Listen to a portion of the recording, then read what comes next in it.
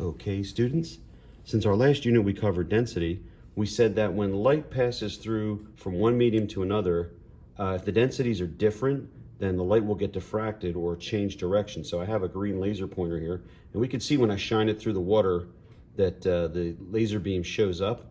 So what I thought I would do is just aim it on this angle, and when I turn it on, you can see that when it goes through the water, it's actually changed direction because the air is one density and the water is a different density.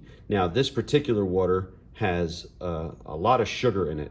I filled this fish tank up with water, and then I poured a 4-pound bag of sugar and let it sit for about a week.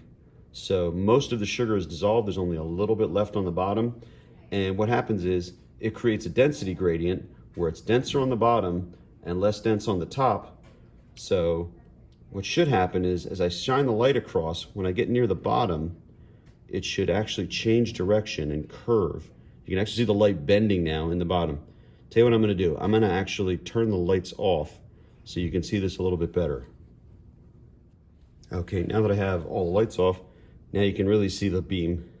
And watch what happens when I get near the bottom where it starts to get really dense. Denser, denser, denser, and now look. And now it's completely bending the light. And I'm even gonna aim this up by having the edge of the laser sitting on the ridge on the bottom of the tank.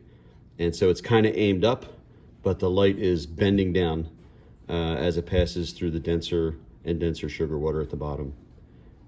By the way, this is how a mirage will work. When the sun's really beating down, you probably see this in the summertime, the sun's beating down on the pavement, the air there gets really hot and it expands and it gets less dense. And if the sun's on the right angle, then the light rays will travel down, bend towards your eyes, and it'll look like you're seeing the sky on the ground, and you'll think that it's water because it looks like water's reflecting the image of the sky. And that is all due to the changing density and how light passes through it. So I hope you found this interesting, and have a good rest of your week.